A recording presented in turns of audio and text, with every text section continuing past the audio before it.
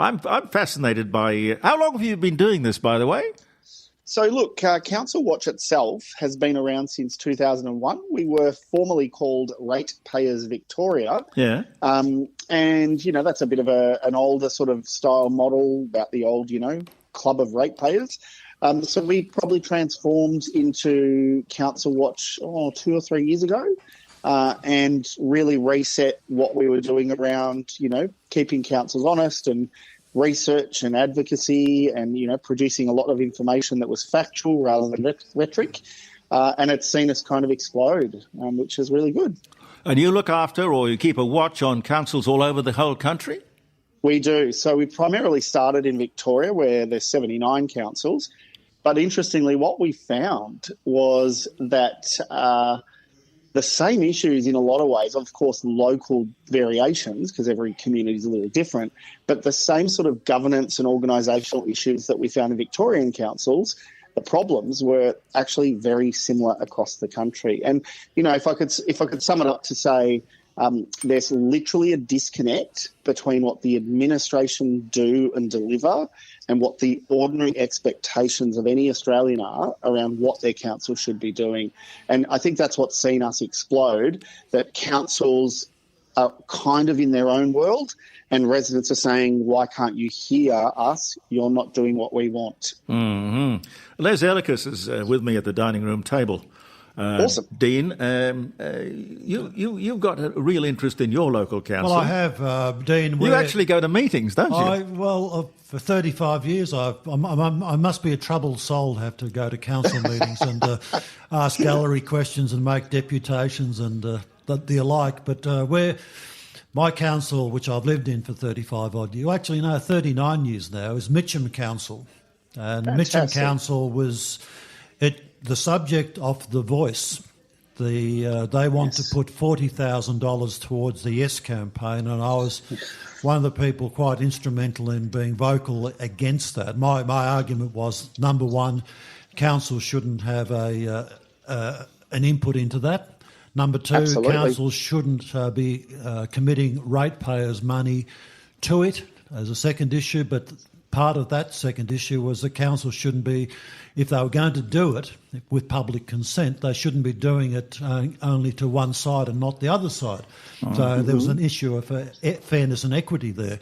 But Mitcham Council is a troublesome one. I mean, these councils, Dean, as you would probably tell us, are responsible for typically $50-60 million annual budget of rates Definitely. coming in. And typically Mitcham is one of the councils that doesn't deliver the services that the ratepayers expect. I mean, ratepayers have this view that it should be roads, rubbish and sort of infrastructure, but not into political issues. And Mitcham Council has probably a bias in the elected membership, and this is unfortunately the bias is there because people who vote for the elected members, the participation rates in council elections is very low, so people don't take an interest. So you get what you pay for. Let's say you're not actually getting because you're not paying. Well, you're paying for it, but you're not getting what you want anyway. And Mitcham has probably a larger percentage of woke-style elected members who are then dictating to the administration what they want. And Mitcham typically, is against gas, so they didn't like Santos sponsoring the Tour Down Under, and yet they hosted 2 legs of the Tour Down Under that went through the main street of Blackwood and Belair. But Mitcham Council said, no, we're not interested in that because it's a gas company and they don't want gas installations. Well, how do we fix this, Dan? How do we fix it? Yeah, so look, what we would say is that it really comes down to a couple of things. It's about awareness. It's about people actually understanding what they're voting for, how the organisations work and how they can make an impactful difference. Because it's, we can all sit here and wax lyrical and talk all about what's wrong, but we have to be able to say, how do we fix it? And there's 2 things that we need to concentrate on. Long term, we see our role in each state and across the country to really hold each parliament, who actually defines what council does, to hold each state parliament to account for how they enable local government. So in most of the council areas, councils have pretty much a free rein. There is no clear definition of what they should do and what they shouldn't do. And so what that means is you see many of our councils acting like they're the mini UN. They think that their job is to politically advocate for everything and every position in the world. And what we say is that councils must remain neutral. They must always remain neutral on things like a referendum because it's none of their business. They just support whatever people feel or express, but they take no position. It's no different with the war in Gaza, the war in Ukraine. Those things are not things councils should ever spend money, particularly public money and time and officer time on. Absolutely. Absolutely. It should be a moot point. Now, the key thing is, because of the apathy, the second part is, how do we actually drive that change? We drive that at the grassroots level, that all we need is for people to actually get involved, sign up and understand what's going on. It's just an educational piece, because what we've found is that there's two things that bring people to Council Watch: a problem with their council, or they're really upset with their council straying into areas they shouldn't. Yeah, I agree. And so I would say to anyone listening, jump on our website, register for information based on where you live, your local municipality, and just be involved in the conversation. The more people we have in the conversation, the more it pushes back on them, because they are actually doing this because no one's stopping them. We can stop them. It works. It's not as difficult as people think. It just requires a groundswell of people to be, constantly putting stuff in front of them saying this is not what the community wants. And then lastly, it's about, when elections come up, we've got them in New South Wales and Victoria this year. Yeah. It's about us actually forcing candidates to declare their positions on a lot of things in order to say, don't vote for someone if you don't know their position on climate change. Don't vote for someone if you don't know what they're going to do in the chamber when it comes to the war on Gaza. Don't vote for someone who hasn't declared if they're a political party member or have been for the last 10 years. It changes the landscape, and it actually gives the people power. And it shouldn't be a backdoor into state politics, or absolutely not, because many people seem to treat it like that. I'll get into local government, and that'll get me into state government, which will get me into federal government. And then what also happens is, state and federal MPs use their party-affiliated councillors as useful idiots to do the things they want to do, which robs the local community of the local decision-making they need. Yep, no, I couldn't agree more. What do we do about the sort of $500,000 salaries that the council CEOs seem to be regularly paying themselves? Yes, so it's not uncommon for council CEOs, based on the size of the organisation and the number of residents, to be earning anywhere from $300,000 to $700,000 a year. I kid you not. My God. Those salaries don't have any public performance standards, they don't have any public disclosure, and they don't have any public metrics that a resident can say, so what am I getting? What have they got to do? So what we're actually advocating for at the moment is that public money, their salaries are disclosed in the annual report. It's not a secret. We want that on council's website. We want the salary of all senior managers, that's directors, executives, general managers, and their performance metrics in the public domain. Why not? Well, indeed. When they're earning more than the Prime Minister or, many state premiers, they must be accountable in the public domain.